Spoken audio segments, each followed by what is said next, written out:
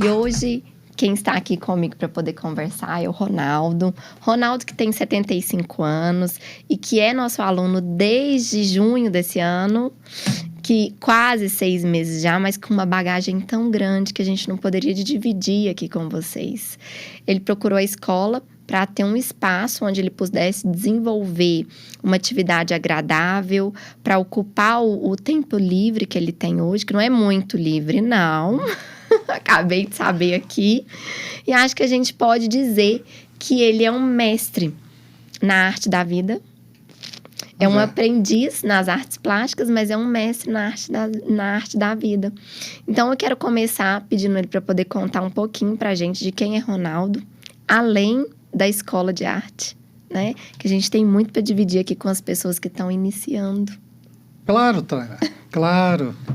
Bom, não é uma vida assim tão interessante como você está desenhando, mas ela é muito vivida, né? Porque são muitas experiências desde da infância, né? No interior do Espírito Santo, até a mudança para o Rio de Janeiro e depois dali eu fui para... Foi com quantos anos essa mudança? Essa mudança aconteceu, olha, eu saí do Espírito Santo com 11, fui para o Rio até os 15, voltei para o Espírito Santo, voltei depois para o Rio com 17 e de lá eu fiquei até os 23 anos, 23 anos.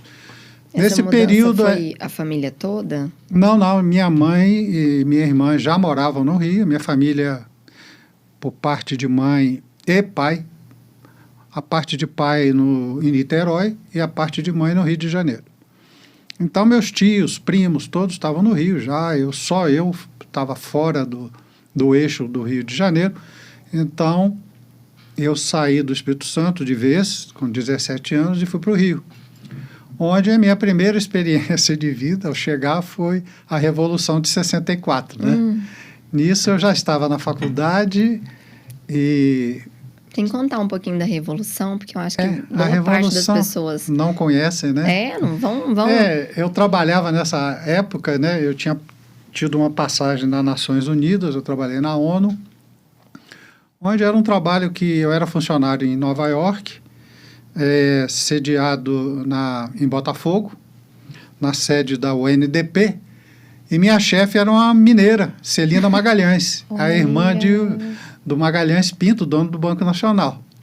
A Celina Magalhães foi minha primeira chefe, e minha colega de trabalho era Armênia Nersessian, irmã do Nersessian, Eustênio Nersessian, que é o ator de televisão e tal. Sendo que naquela época ele era só um marginalzinho de rua e tal, um boyzinho, né? Não era um ator ainda. Não era. Mas ainda. A Armênia, trabalhei com ela, trabalhei com Celina, com outras pessoas também na ONU. Dali eu resolvi procurar coisas um pouco mais dinâmicas, né? Mas eu estudava à noite e passei a trabalhar de dia, isso em obra, trabalhando numa empreiteira, Mota Machado, em São João de Meriti, e na Cidade de Deus também, construindo as primeiras casas do complexo habitacional da Cidade de Deus. Era um complexo que era construído para a comunidade? Sim, é o que existe hoje, que é a Cidade de Deus, né? E aquilo foram 3.000 casas, elas foram divididas em lotes, cada construtora pegou um lote. E a construtora que eu trabalhava, a Mota Machado, pegou um desses lotes. Olha. Então, a gente trabalhava nessa construção civil e de noite eu estudava. Então, era uma vida apertada para quem estava começando, mas, sabe, juventude aguenta tudo, né? Bom, e a Revolução nessa? Aí nesse contexto, eu era de faculdade e tinha o movimento de 64, já estava em curso, né? Já estava andando ali bem pesado. Nós já estamos falando aí de 1968, quando houve aquela, vamos dizer, aquela grande passeata na Avenida Rio Branco, né? Sim. Que foi ali o auge da das manifestações, né, com Chico Buarque de Holanda, aquela turma toda encabeçando aquele movimento. Eu trabalhava na Rua México, do lado da Embaixada Americana. Ou seja, não tinha foco maior para que a baderna acontecesse e a polícia corresse atrás, né? Era ali, né? É, ali. O foco era acontecia. do lado. Eu trabalhava na Rua México, número 70. E a Embaixada Americana é exatamente do lado, né? Era prédio ou era... Prédio. Era um prédio de 10 andares. Enfim, eu ali vivi aqueles momentos todos de conturbação social, de manifestações na rua, correria, gente presa, aquele negócio todo, calabouço, aqueles troços todos. Então, É real, né? Aconteceu. era real, isso aconteceu mesmo, né? Bom, dali eu, trabalhando e tal, passei alguns anos em 2000, com uns 21 anos para 22, eu fui para Bahia. Eu tinha passado um carnaval na Bahia e me encantei com Salvador. Aí eu falei, eu vou morar aqui. Larguei tudo no Rio e fui para Salvador. Com Sozinho? a cara e a coragem. Sozinho. Foi num Fusca, né? Eu tinha um Fusca nessa época, botei minhas coisas dentro, tudo e tal, e fui para lá. Recebi uma indicação de uma pensão e parei em frente à Secretaria de Segurança e na direita da Piedade, lá, para quem conhece Salvador sabe o que eu estou falando, que é uma praça que fica na Avenida Chile. E aí eu sei que eu fui morar numa pensão. E deixei meu Fusca na primeira noite em frente à Secretaria de Segurança, porque tinha os guardas armados na porta e tal. Falei assim, bom, aqui está tudo seguro, né? No dia seguinte que eu cheguei lá, meu carro só tinha as rodas, o resto carregaram tudo. Roubaram tudo? Tudo. Ficou só a carcaça? Eu fiquei, não, roubaram tudo. Levaram o rádio do carro, levaram minhas roupas, tudo. Eu fiquei sem roupa. Minha roupa era um chinelo de borracha, uma bermuda, uma camiseta, um pijama e as coisas de higiene pessoal que ficaram na pensão. Meu Deus. E aí eu não conhecia ninguém, não tinha crédito e eu nem tinha me apresentado no emprego ainda, porque eu faria no dia seguinte, eu não tinha roupa para ir. Levaram as roupas também? Levaram tudo, todas as malas, violão, levaram tudo. Meu pai. E aí começou a minha sina, começou aí, né? Foi minha entrada na Bahia. Mas eu não me arrependo e tal, onde também depois eu conheci a minha atual esposa, né? Ângela. A Ângela, né? E daí nós fomos, depois de casados, isso aconteceu, nós casamos em 73. Ângela é baiana? Ela é carioca de nascimento, com 3 anos ela foi para o Rio. Ou foi para Salvador. Foi para Salvador. Com 3 anos. Então você foi quem buscou. O pai dela é campineiro, né, do interior de São Paulo, e a mãe é carioca, da Gema, tá? Entendi. Você teve os meninos quanto tempo depois que vocês se casaram? O primeiro nasceu em 78. Felipe, Mateus e Tiago. Felipe e Mateus em 81 e Tiago em 85. Ok. Isso. E os três. Aí veio Felipe, que foi o primeiro que casou, né? Na sequência veio o Mateus e depois veio o Tiago, que é o mais novo, casou, tem 5 anos. E agora vai ser pai também, né? Você é avô de novo. De 2 agora. Além de Pedro, além de 13 de Pedro, anos. Tá vindo outro aí que a gente ainda não sabe. Não sabe o nome. Já a gente nome, nem fala. A gente fica na expectativa aqui, Vamos né? ficar aguardando, né? Quanto tempo ficou na Bahia? Quanto tempo? Pois é, na Bahia a história é muito comprida, né? Eu fui trabalhar com Roberto de Andrade, da Andrade Gutierrez. Roberto de Andrade era sócio de um conhecido como um playboy naquela época, chamava Alberto Pitigliani. Ele era dono da gravadora Polivox e era um playboy na época muito conhecido, casou com a Miss Brasil na época, Terezinha Murango, e eles eram sócios, os dois, Roberto de Andrade, pessoa física, não tinha nada a ver com Andrade Gutierrez. Sim. E o Alberto Pitigliani, de uma empresa que se chamava Tibraz. Hoje o nome foi alterado para Millennium, e eu fui trabalhar nessa empresa, na área administrativa e financeira, e fiquei até 72, final de 72. Deu quanto tempo? 2 anos. 2 anos. Foi começo de 70 até 72. Eu fiquei 2 anos na Tibraz, Por quê? Porque nessa época, meu sogro, que tinha uma empresa muito grande, queria que eu trabalhasse com ele, eu insisti que não. E ficou aquele negócio de família, não vou, que isso não dá certo e tal. A empresa do seu sogro era de quê? Ele era concessionário da Caterpillar, tratores, né? Na Bahia e Sergipe. E depois de muito, porque ele não tinha uma sucessão bem definida na família, eu concordei e fui trabalhar com ele, também virei acionista, e em 1974 eu fui para os Estados Unidos.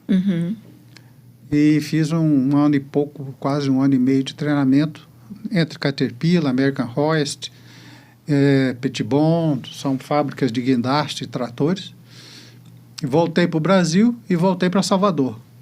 Quando, em 78, o grupo comprou a concessão Caterpillar no Maranhão e no Piauí. E aí eu fui designado para fazer a implantação.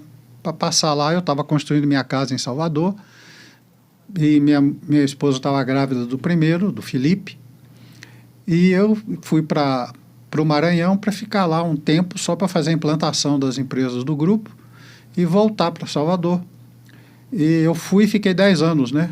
Porque aí o grupo foi crescendo, ficou outras 10 coisas. sozinho lá? Ou não, com ela foi na sequência, também, né? na sequência. Foi logo depois.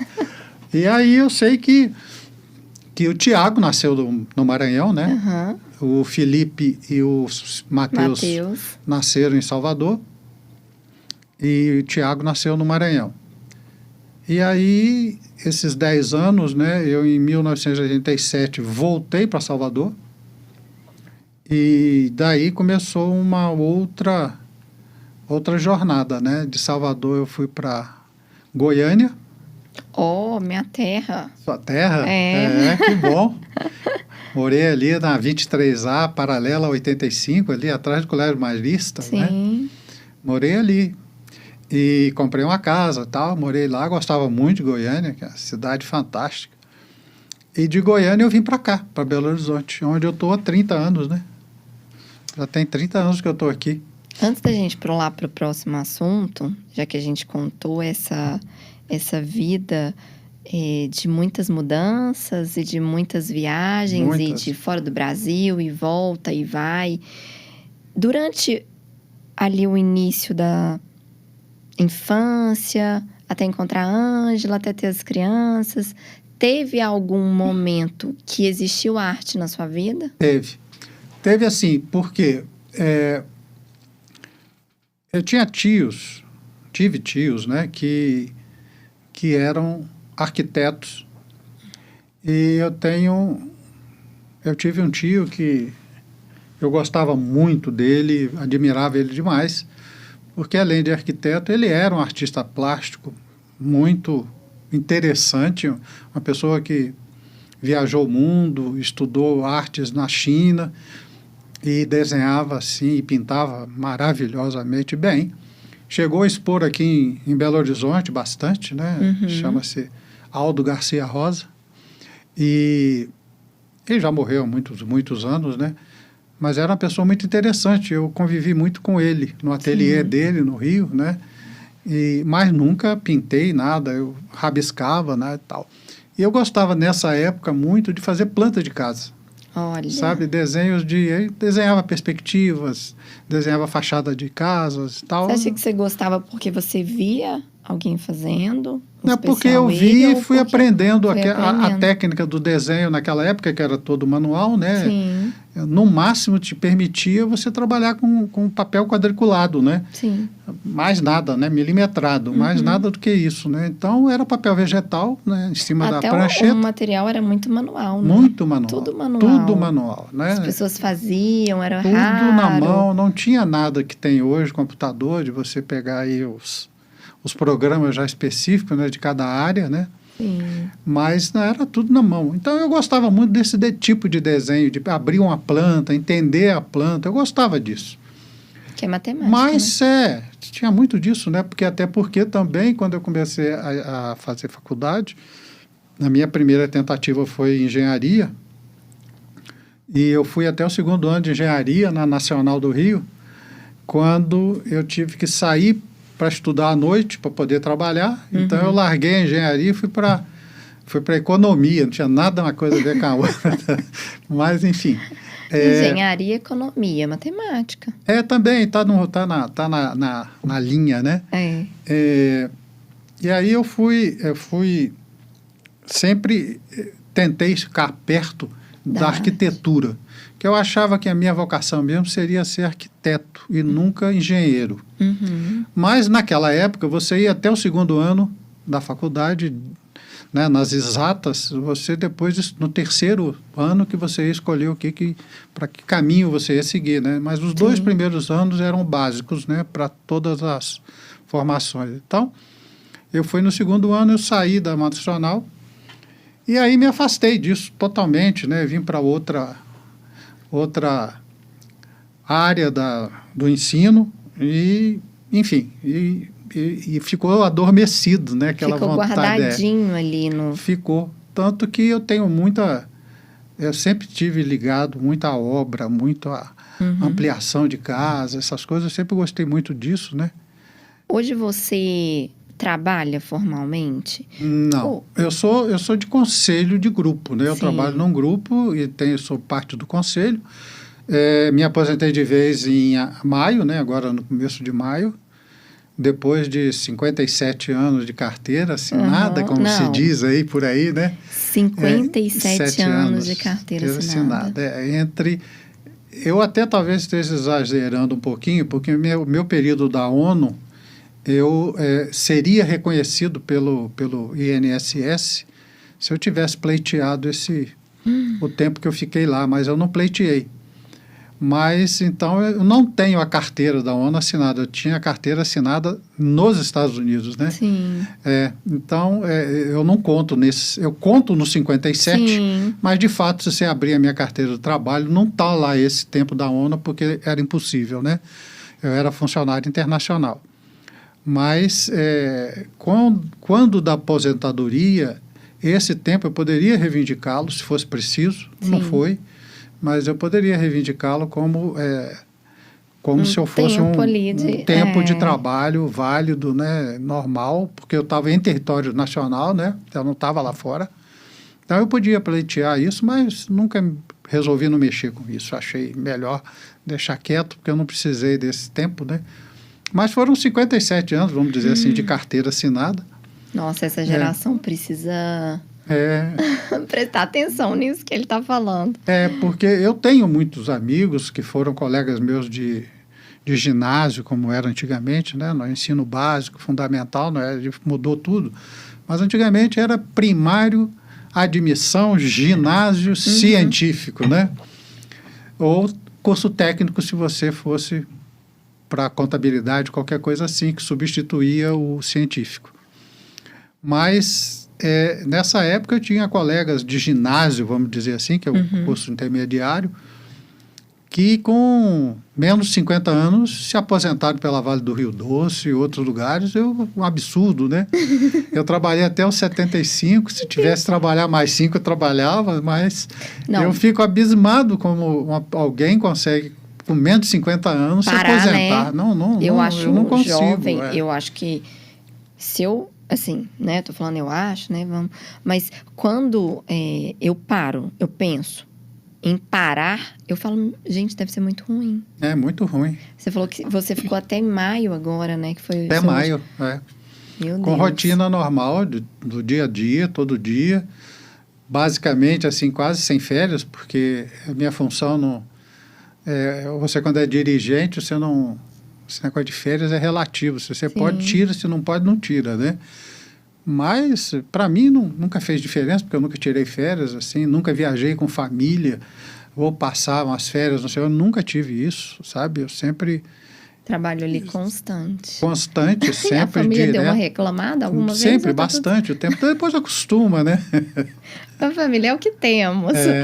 Me conta uma coisa. Eu soube, assim, por alto, que... Você fez 4 aulas de pintura. E aí você me conta quando. E depois, durante todo esse processo, você foi autodidata. Sim. né? Da história, assim, que você me contou, mais ou menos em qual ano que foi que você fez essas aulas? E aí, depois, só desse período aí que passou, você encontrou aqui com a gente. Mas depois a gente entra no assunto de encontrar com a gente. Mas só conta mais ou menos qual data que você fez essas aulas, mais ou menos, período. E de quanto em quanto tempo que isso se tornou frequente com o autodidata na sua vida. Bom, o que aconteceu? Eu, em 1997, eu tinha acabado de mudar para uma casa no Mutuca, né? Num condomínio dentro ali do Vale do Mutuca. Essa casa era muito grande, onde o quinto quarto eu transformei num ateliê, né? Por que eu transformei no ateliê? Porque eu tinha tido 4 aulas iniciais de pintura e tal. Eu cismei que eu ia pintar. Aí, se me perguntar por que, eu não sei. Porque a paixão. Eu queria, era uma coisa que eu queria fazer. Eu acho que eu sei, talvez eu tenha jeito para isso, não sei, vou ver. Eu sei que eu saberia... Você estava com quantos anos? Nessa época, 97, nós estamos falando de 38, né? 38 menos 75, 47 anos, né? Então, nessa época... Eu tive 4 aulas. Eu recebi uma indicação na época de uma pessoa que pintava, que tinha um ateliê e tal, que era bem razoável, ele era muito bom. Ele era funcionário público, trabalhava no Museu de Artes, não sei o quê, aqui de Belo Horizonte. E era uma pessoa extremamente acessível. Tive 4 aulas, ele, na 4ª para a 5ª, ele ficou doente e faleceu. Eita. Bom, as causas depois a gente conversa, mas enfim. Eu aí fiquei, sabe assim, órfão, com um ateliê, que eu chamava de ateliê, mas era um quarto que eu preparei ele para ter os cavaletes, aquela coisa toda, sem saber muito bem o que eu ia fazer com aquilo. Porque, sabe... Aí comecei a pintar da minha cabeça, né? O que vinha, aí eu não gostava... branco na tela, vamos começar de novo, né? Aí a tela ficava muito grossa, esquece, vamos fazer outra tela. E assim foi, né? Eu fui tentando pintar, coisas copiando e outras criando, né?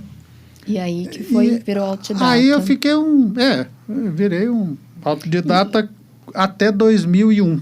E você falava sobre isso com a família, assim, as pessoas te incentivavam, te davam sugestões, pinta isso, pinta aquilo. Não, é assim, os meninos eram muito pequenos, né, para dar palpite na época.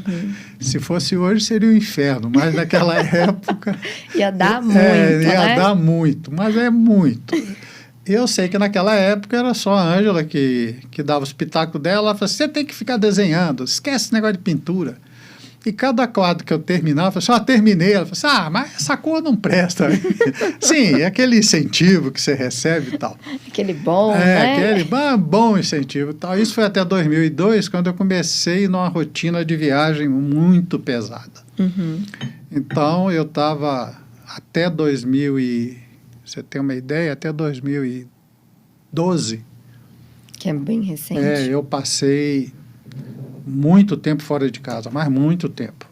Eu estava implantando empresas do grupo desde o Amazonas até aqui em Minas Gerais, né? Isso aí eu fiz unidade em Manaus, fiz 2 em Belém, fiz 2 em Fortaleza, fiz 2 em Teresina, fiz uma em São Luís, fiz uma em Salvador, fiz uma em Teixeira de Freitas. E aí fiz em Juiz de Fora. Depende, por exemplo, vamos falar de Fortaleza, que eu fiz uma unidade, eu fiquei 9 meses tocando obra, né? Vamos supor que a cada 9 meses abria uma unidade? Não, tipo às vezes teve casos, por exemplo, São Luís e Teresina foram simultâneas, né? Ao mesmo tempo? Ao mesmo tempo. Aí vai então lá, eu ficava, vai cá. Isso aí. Meu Deus. E Fortaleza demorou muito, porque como foi a primeira unidade que eu fiz no Nordeste para o grupo, eles me pediram que eu entregasse com a chave. Ou seja, do zero a casa funcionando, com tudo. Ferramental, gente, estoque, todo mundo treinado, todo mundo, Só sabe? para abrir e entrar. Só para começar a funcionar. E isso demorou muito mais, porque a parte civil de obras e tal foram 4, 5 meses, né? O resto foi treinamento de pessoal e a seleção mesmo, né? Propriamente dita, né? Que a seleção é um negócio muito chato. Chegava dia de entrevistar 40, 50 pessoas num dia, você saía exausto. Imagino. Sabe? E produzir muito pouco, né? Porque a mão de obra no Nordeste, ela é pouco qualificada, né? Mas são pessoas muito boas, trabalhadoras para burro. Eu acho que isso tudo que tem por aí é folclore, né? Tudo não acontece. Eu conheço muito bem o Nordeste, o Norte, e sei que não é assim. Então, foi difícil por isso. Quer dizer, as dificuldades que eu tive foi quando envolvia capturar pessoas, né? Esse é que era o grande problema, você botar um bom gerente, você achar uma pessoa de confiança para a sua tesouraria, enfim. Eu treinar e depois treinar mecânicos, treinar pessoal de almoxarifado, treinar essa turma toda. Pessoal de campo, né? É muito complicado. Aí você tem que montar frota, você tem que montar ferramental, você tem que montar equipamento. Isso foi em 2012? Não, até 2012. Isso. Nesse período que foi mais intenso, foi o período que você baixou um pouco a guarda da arte. Foi esse tempo que eu não tinha como. Eu estava fora de um qualquer caminho que me levasse a voltar para a arte, né? Como é que eu ia fazer? Eu estava fora. Intenso, morando em hotel. Né? Eu não tinha como. Morando em hotel, o máximo que eu fazia era assim, Fortaleza, por exemplo, como exemplo, né? Isso aconteceu em Manaus também. Eu visitava muito museu, eu fazia questão de conhecer a história da cidade sempre. Então, como eu trabalhei muitos anos no Nordeste, eu conhecia muito bem as cidades e o que elas tinham e têm para oferecer. Então, eu explorei isso muito, sabe? Até o próprio regionalismo, o povo em si, os costumes, sabe? Os hábitos, eu sempre tive muito interesse nisso. Não é arte, mas isso é curiosidade, né? Nossa, mas deixa eu te contar uma coisa, que você deve saber muito mais do que eu. Quando a gente explora, e aí é que está o segredo, quando a gente explora tudo que está ao nosso redor, e muitas pessoas não exploram isso, a gente consegue sair de qualquer situação, consegue resolver qualquer situação. Resolve tudo. Não é? Que é o que todo mundo fala hoje, que são as soft skills. Mas é interessante, sabe por quê, Tainá? Eu, como trabalhei muito também ligado a São Paulo, teve uma época que eu morei em São Paulo, trabalhando pelo grupo, né? Montei unidade em São Paulo. E tive sempre muita ligação com o sul do Brasil também. Hoje você fala assim, o que você não conhece do Brasil? Não tem, Onde você não tem um amigo no Brasil? Eu vou dizer para você com honestidade, Roraima, eu não tenho amigos, eu conheço, mas não tenho amigos. Amapá, Macapá, também não tenho amigos, mas eu conheço. Rio Branco, eu tenho hoje uns 2, 3 amigos que moram em Rio Branco. Vamos dizer os seus lugares mais afastados, né? Porque Manaus, Belém, Fortaleza, São Luís, isso tudo, Salvador, tem muitos amigos, conheço muita gente, conheço tudo, conheço as cidades, conheço as empresas. Então, isso vai te dando muita vivência, né? Quando você entra nas rodas ou quando você tem um desafio fora daqui, se eu não sou um conhecedor, pelo menos eu tive contato, sabe? Nem que seja superficial, né? E a curiosidade, né? A curiosidade que é aquela que move o mundo, né? A curiosidade move o mundo. Né? Então, eu tive muito... Se a gente não é curioso... Eu sempre tive muita curiosidade e de estar junto das pessoas menos favorecidas. Então, eu frequentava nos finais de semana que eu estava fora de casa, né? Viajando a trabalho. Eu aproveitava os finais de semana para conhecer a periferia, os bares e restaurantes mais simples, né? De sentar e conversar, porque o pessoal do Nordeste, você pode entrar em qualquer lugar e começar a conversar, parece que você mora ali, conhece aquelas pessoas há 50 anos. As pessoas nativas da região, elas são muito acolhedoras. São muito acolhedoras, são muito simples, né? São muito autênticas. Então, você pode conversar, eles vão contar a vida deles para você, vão contar os problemas. Você sai dali com sabe, Não. com a mente carregada de Você informações, sai dali com um tanto né? de bagagem, É, né? uma bagagem. E aí agora eu vou falar para quem vai estar escutando com a gente que o Ronaldo, ele é muito ativo na nossa escola. E foi por isso que a gente convidou ele. Vocês viram que aqui a gente contou um pouquinho. Um pouquinho. Gente, vocês imaginam se a gente entra. Ixi. Se a gente entra. Então, e ele tá sempre produzindo e compartilhando, não só com os professores, mas com quem está em volta. Eu vejo ali a comunicação e todos os causos que ele tem para poder contar. É.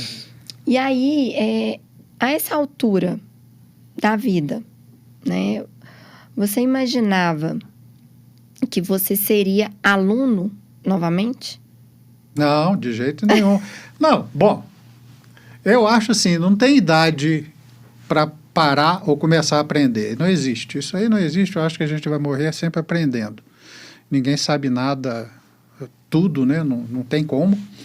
Mas eu tive sempre muita curiosidade. Eu não tinha, a hora que eu tinha tempo, eu não tinha vontade, o desejo, estava muito cansado. E normalmente eu nunca, durante toda a jornada, eu nunca tive tempo, né? Sim, vou me dedicar a isso. Não, nunca tive. E aí agora em maio, quando eu me aposentei, vamos dizer, de vez, né? Eu sou parte de conselho, então minha atividade hoje é quase que limitada aos meus afazeres domésticos, vamos chamar assim, ou pessoais, né? Meus projetos pessoais. Eu estou construindo, que é uma coisa que eu nunca me separei de construção, né? Então eu estou construindo. Você está construindo uma casa? Estou em Alphaville, né? Olha. E assim, a minha ideia é que quando terminar essa casa eu começo outra e vou ficar assim, né? Me ocupando, vamos dizer, que eu não me ocupo o tempo inteiro, né? Tem pessoas para tocar isso.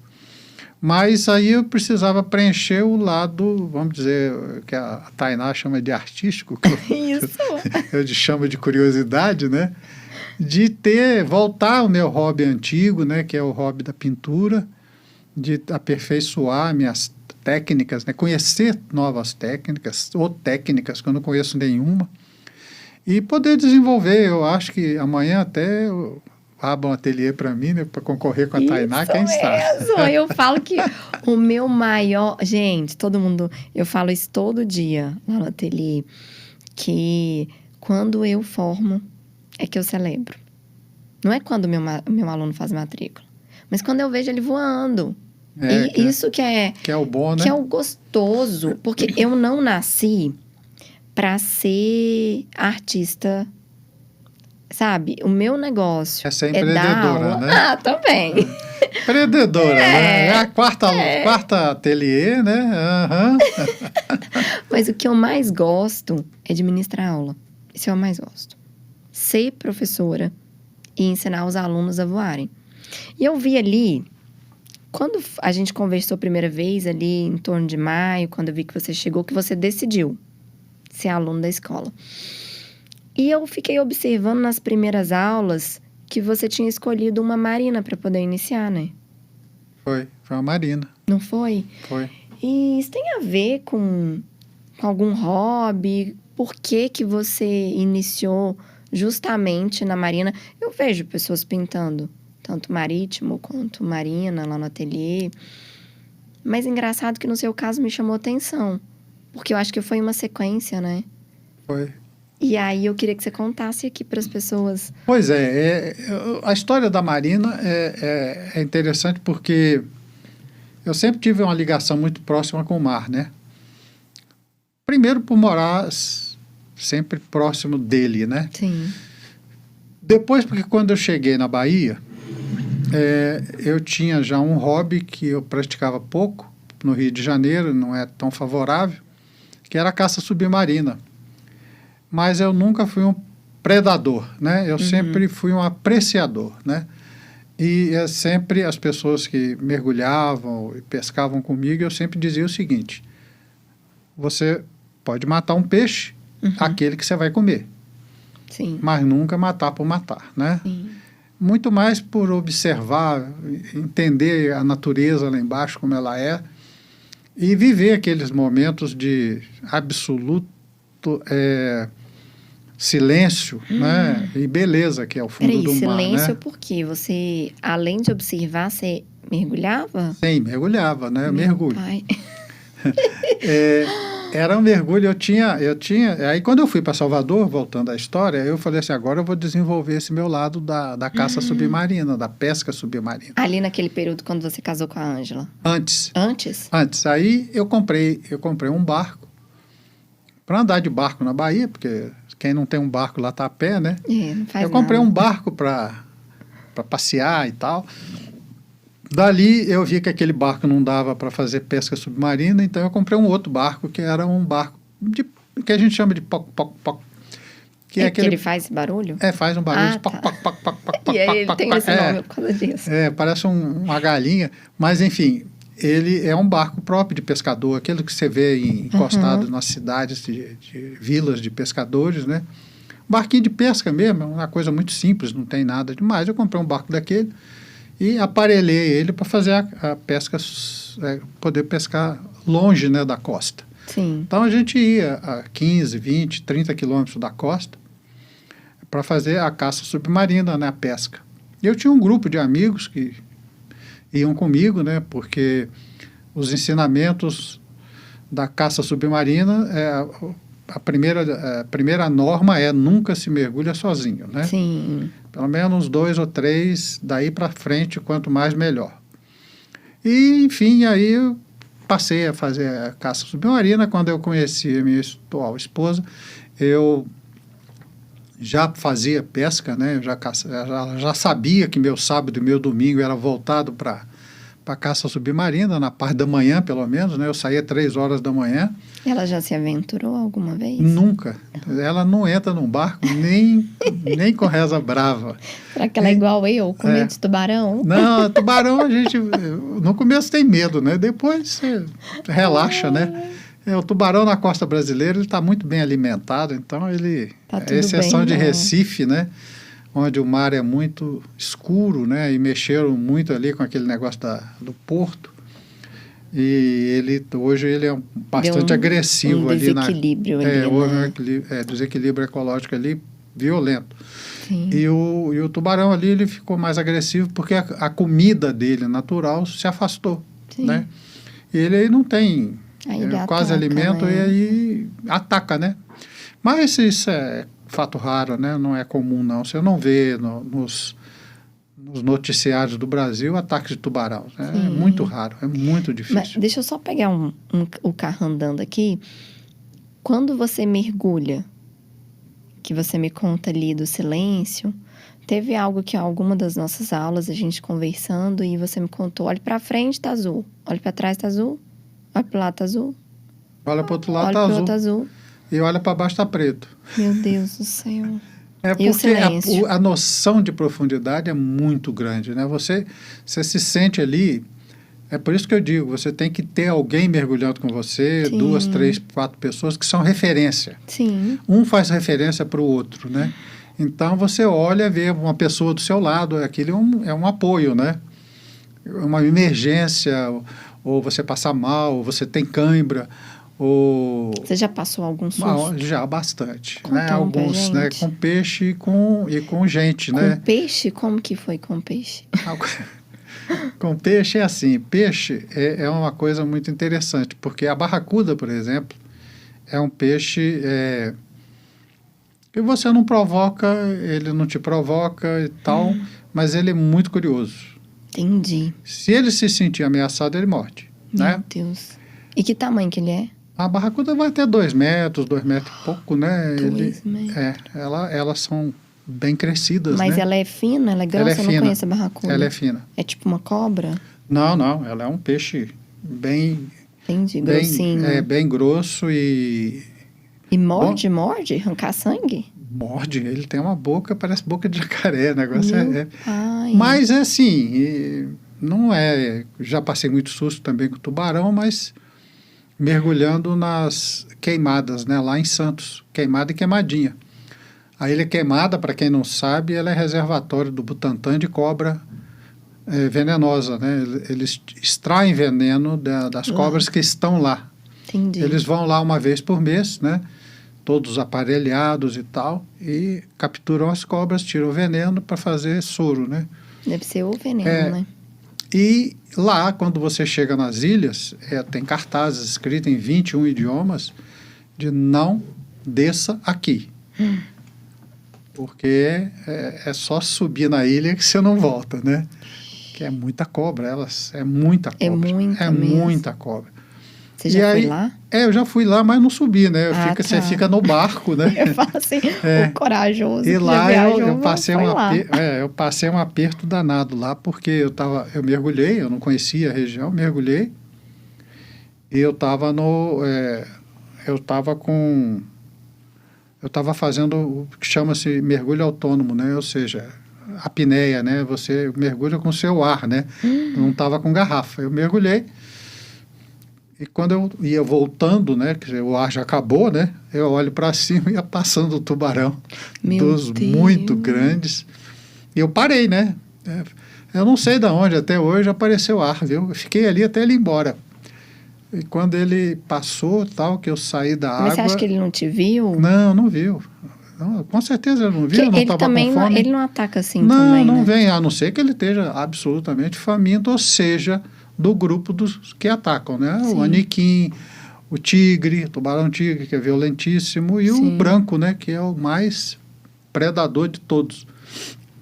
São poucos na nossa costa. O branco não tem, né? Ele só habita águas mais frias. O tigre e o aniquim, sim, aparecem, mas não é com tanta constância, né? E então foi um aperto, né? Porque o problema ali não era o tubarão, era o ar.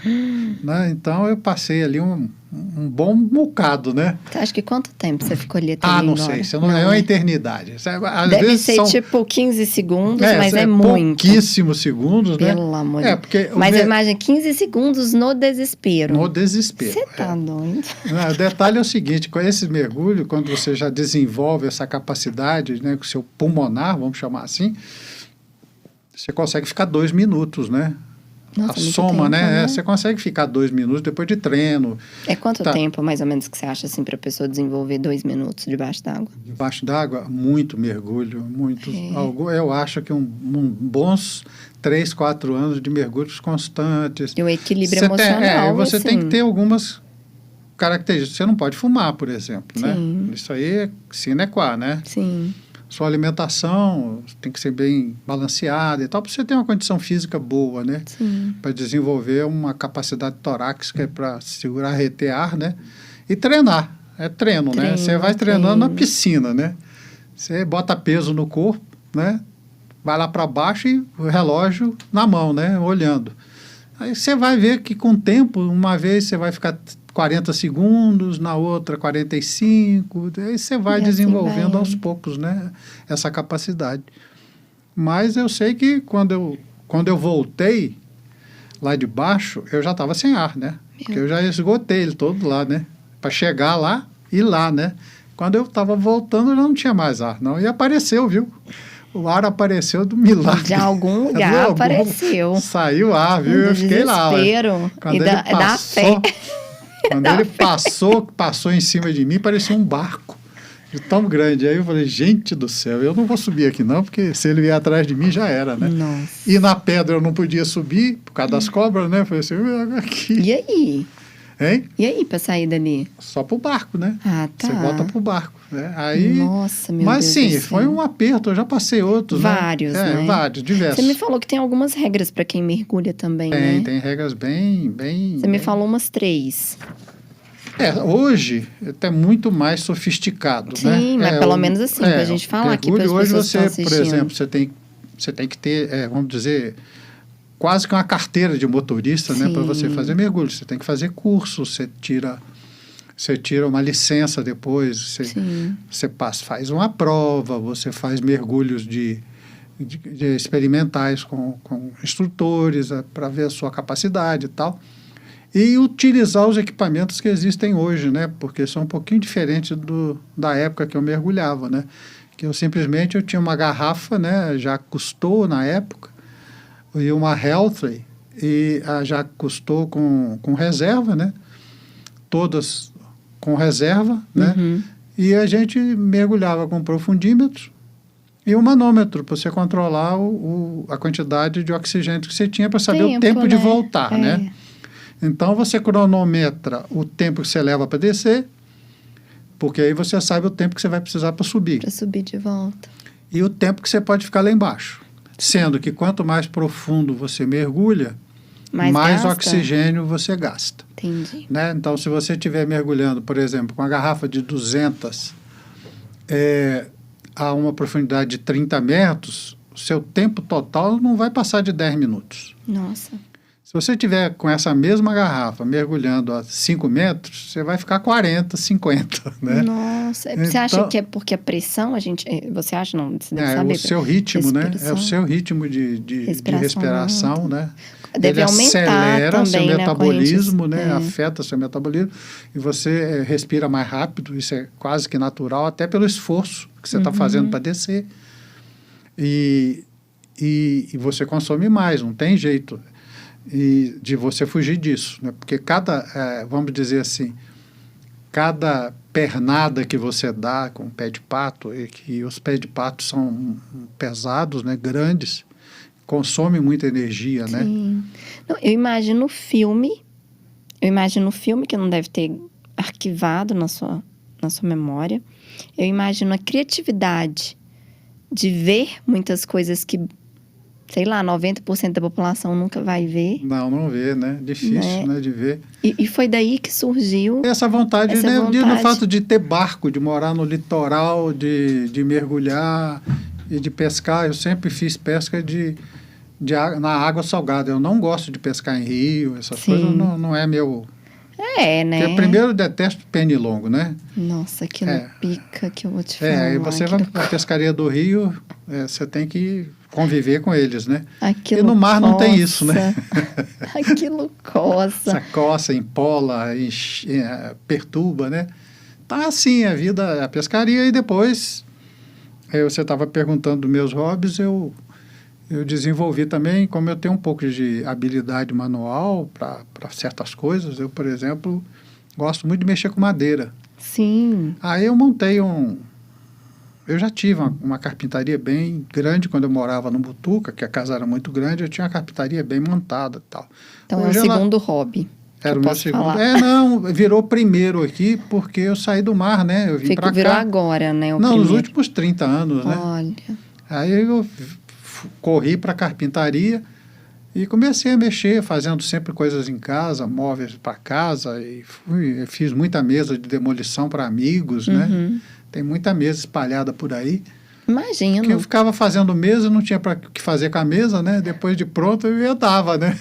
Não, e eu vi que hoje você faz as suas molduras, né? Faço a moldura. Hoje ultimamente eu tenho feito mais as telas, né? Que eu faço em madeirite. E eu faço as telas, né, do acabamento, mas não tenho feito moldura. Entendi. Tá? Eu não tenho feito moldura porque eu parei de pintar, né? Então... Mas se tiver que fazer, você faz. Se fizer, eu ainda tenho alguma madeira que dá para fazer e tal, faço ainda.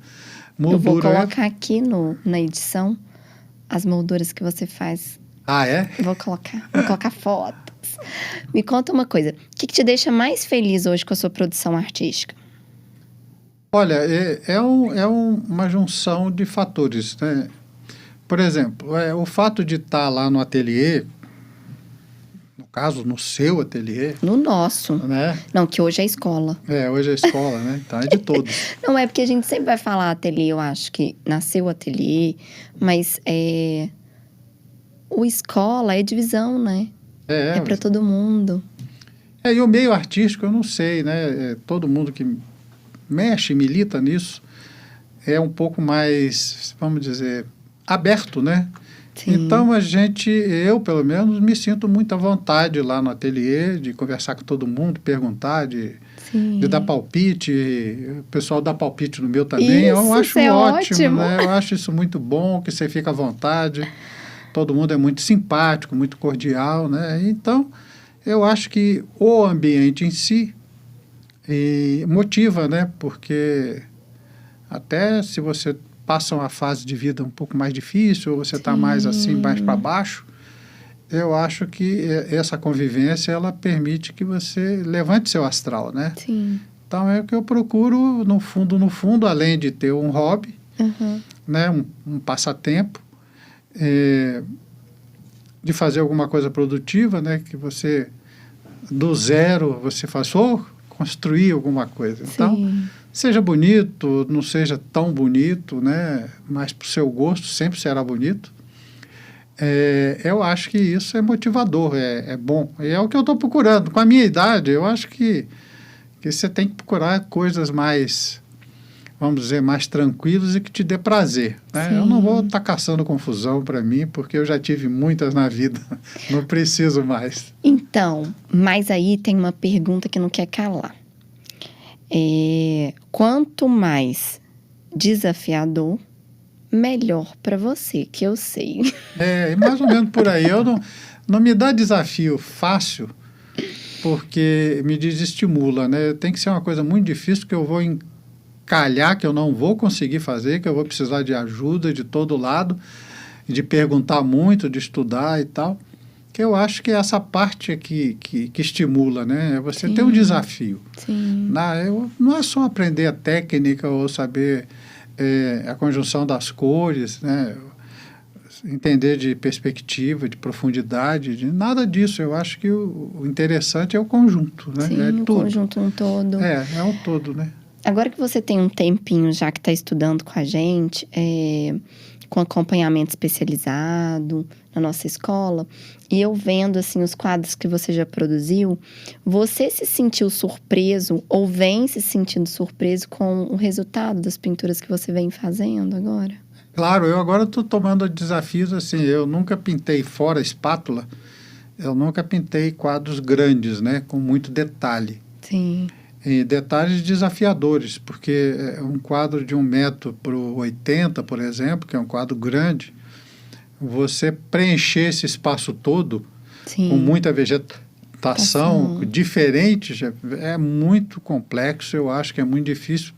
Pode ser fácil para quem depois olha e critica, mas para quem está com o pincel na mão... Para quem está executando, né? Da onde? Porque o grande problema é o seguinte, você desenhou na tela, fala assim, bom, eu vou fazer esse desenho aqui. Onde é que eu começo? Esse é o grande problema. Onde é que eu começo? Eu vou começar pelo fundo, que é mais escuro, mais claro, mas o fundo às vezes é claro, sabe? O escuro está na frente, né? Então, por causa da posição do sol, o sol está nascendo lá no fundo, né? A mistura das cores, tá, né? misturando ali. Então, eu acho que isso é que é o bacana da coisa, porque você empaca ali. Sim. Antes de botar a primeira pincelada na tela, você já está com um problema na mão. Eu vou começar por onde, né? Pelo problema. Pelo problema, né? Vou começar pelo problema. Qual é o problema? Qual é a cor, né? Sim. Me conta uma coisa. O que você faz hoje com esses quadros que você vem executando? E você já vendeu algum deles ou tem a pretensão de vender? Nunca vendi um quadro. Sempre dei, sabe? Sempre dei. Nunca vendi. Agora, os quadros eu estou juntando, sabe? Sim.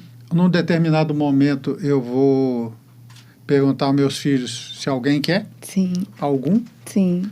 Eu tenho filho que tem quadro em casa. Por incrível que pareça, só tem um.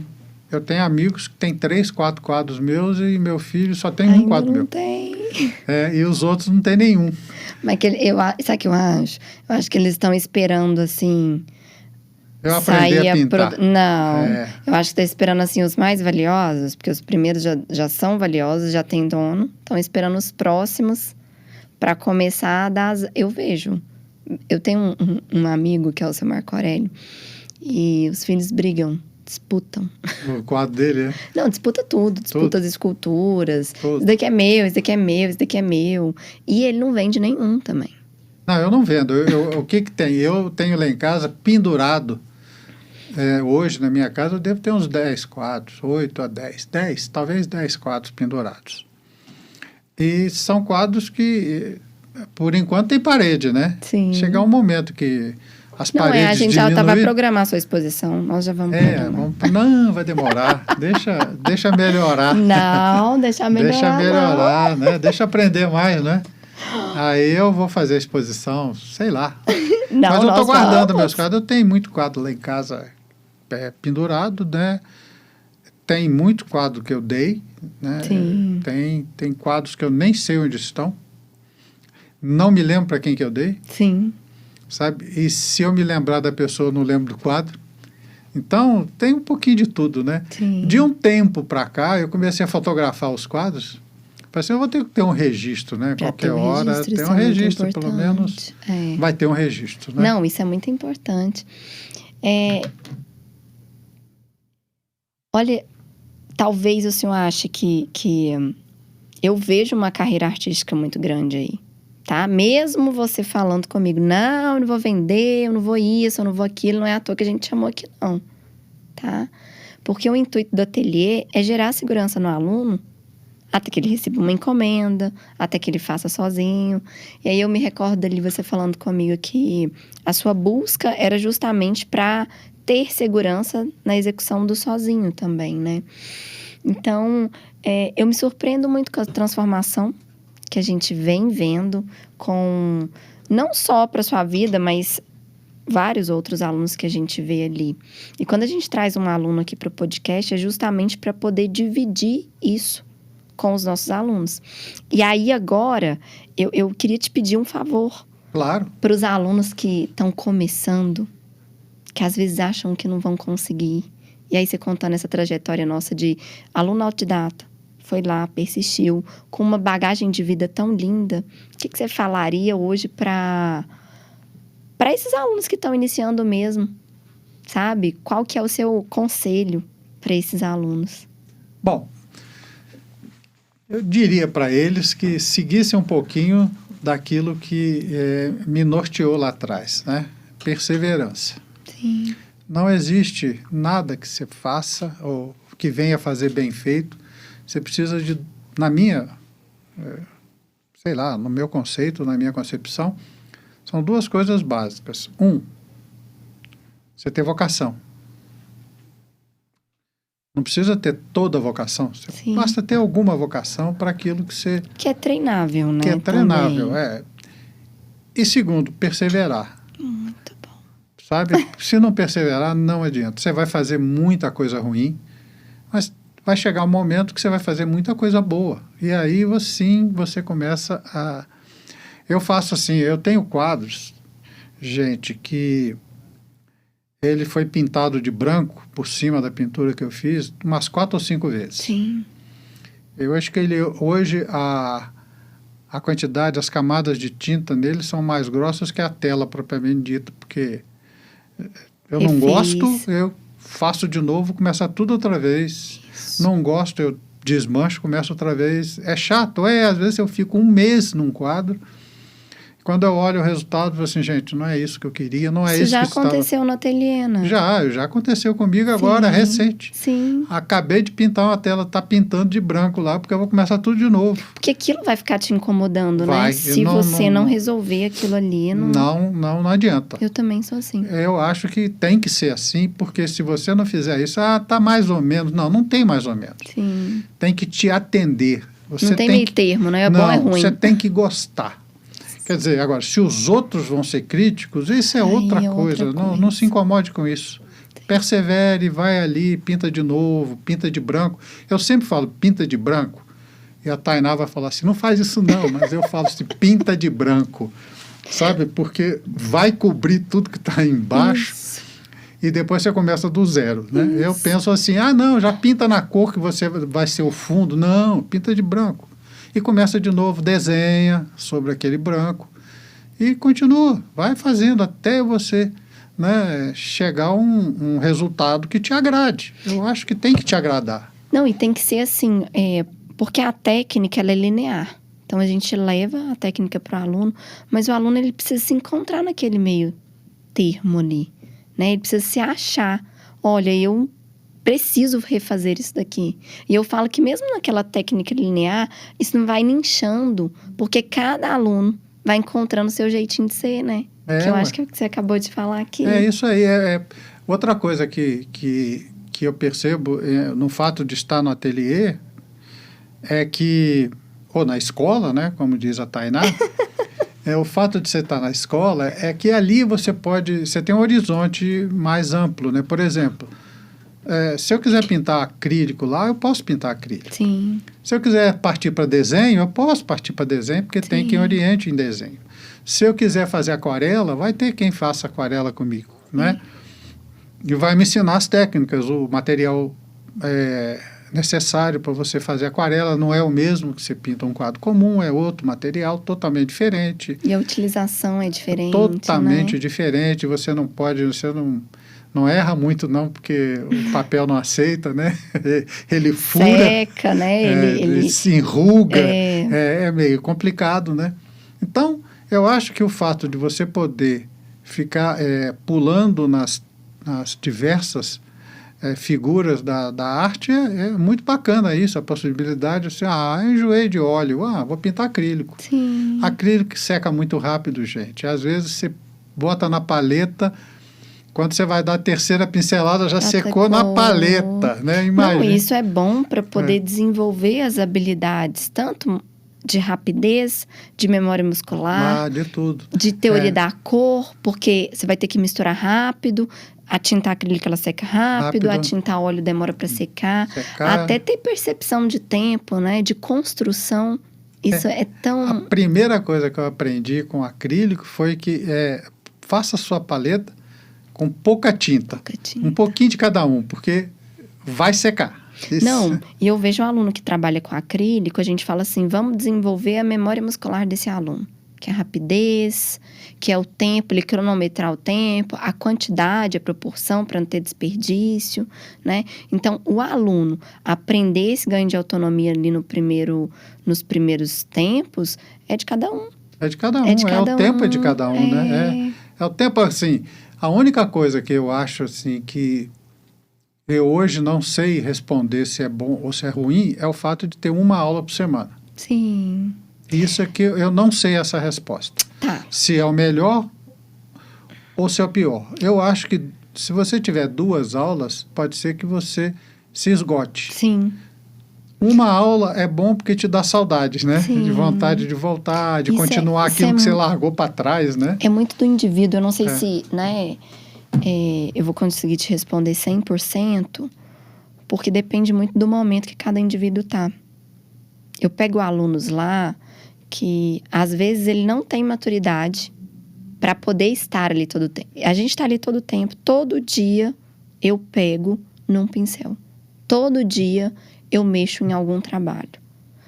E aí a gente precisa ir analisando isso conforme o indivíduo vai manifestando. Porque tem dias que eu não levanto também 100%. E aí, quando a gente fala de um esgotamento, de alguma coisa, e aí, durante o tempo, eu fui aperfeiçoando maneiras de fazer isso acontecer. Então, o indivíduo ele precisa se conhecer para poder falar assim, não, peraí, hoje eu consigo, hoje não, hoje eu consigo. E aí tem aluno que chega lá e precisa entregar determinado trabalho em determinado tempo, porque ele vive daquilo. Então, ele vai ter que fazer. Vai ter que fazer, é obrigação. Ele vai ter que fazer. A obrigatoriedade é inimiga da perfeição. Não tem jeito. Sim. Isso aí, um anda desassociado do outro. Eu tenho um dia que eu chego lá, que a aula vai acabar às 6 horas, por exemplo, dá 4h30, a tela está molhada, você gente, acabou meu tempo, me dá outra tela aí, deixa eu desenhar. Sabe, me dá um trem aí qualquer, porque esse aqui eu já não vou mexer mais nisso, né? E tem dia também que deu 5 horas, hoje eu vou embora, estou de saco cheio. E aí vou embora, sabe? Eu acho que você tem essa liberdade, porque você não está com vontade. Não, e sabe uma coisa que você tocou num ponto? Eu não vou até correr assim para poder falar, senão eu esqueço. O que acontece? Você aprendeu a construir. E o aluno que chega lá acelerado nos tempos atuais, porque ele não aprendeu a construir, tem ataque de pânico, fala, não vou conseguir, mas tem que ir rápido, mas tem que... Ele não curte, ele não curte realmente momento, né? Aquele momento que ele precisa curtir. E eu falo, gente, tá perdendo um momento incrível. Incrível, né? De desacelerar, né? De sentir o clima, o ambiente. Sim. E entender o que ele quer também, né? Sim. Porque às vezes ele está ali, pode até, eu não sei, o seu caso, porque a mãe mandou, ou o pai mandou. Sim. Não, você a vai gente fazer não tem arte. muito isso, sabia? Porque hoje a gente corta pela raiz. Tem Porque o que cortar, intuito da porque- escola é justamente que o aluno vá lá porque ele goste. Porque como os professores estão tão habilitados para desenvolver técnica e comportamento, quando a gente pega um aluno que a gente vê que o aluno não quer, a gente fala. Fala, Porque né? aquilo é o tempo de vida da pessoa. Você tá perdendo tempo. Isso é bobagem, Você tá né? perdendo Fazer isso, né? tempo, Isso, de fato. E eu reparo, sim, lá, como eu sou cabeça branca da turma, né? Que eu sou, talvez, somar a idade de todo mundo que faz aula lá, ao mesmo tempo que eu não dá a minha idade, né? Porque tem aluna lá de 5 anos de idade, né? Aí 8, 12, Olha. 13. Você tem ali uma gama de meninos, né? Sim. De crianças, né? Que estão ali. Alguns você vê que tem vocação, Sim. tem de fato. Outros levam na brincadeira, porque talvez ainda não tenham maturidade para entender o que eles estão fazendo exatamente ali. Mas que estão ali, estão Sim. cumprindo o horário, estão ouvindo o instrutor e tal. Estão de buscando, repente aquilo né? pode brotar, né? Pode brotar, né? Pode, porque a maturidade, ela não está associada à idade, ela está associada à vivência. Então, quanto mais o indivíduo é exposto, mais ele vai ter poder de escolha. Poder de escolha. De escolher se ele quer ou se ele não quer. Agora, o indivíduo que não é exposto, ele vai escolher como? Não foi exposto, né? Não foi exposto. Ele não sabe o que escolher também, né? Olha, eu quero agradecer muito a presença. Claro. Muito a presença do senhor Ronaldo aqui, a presença de todo mundo que esteve aqui com a gente, para essa conversa tão bacana, uma troca de experiência tão gostosa, mas tão gostosa. Acho que tanto tempo assim, todos os podcasts são uma delícia, porque a gente aprende, mas esse foi inspirador. Foi muito bom. Então, agradeço você, a presença que está aí do outro lado, que está me ouvindo, que está me vendo, que está vendo o Ronaldo aqui comigo. Eu sou Tainá Carneiro e esse foi um episódio do Artcast. Semana que vem tem mais. Obrigada!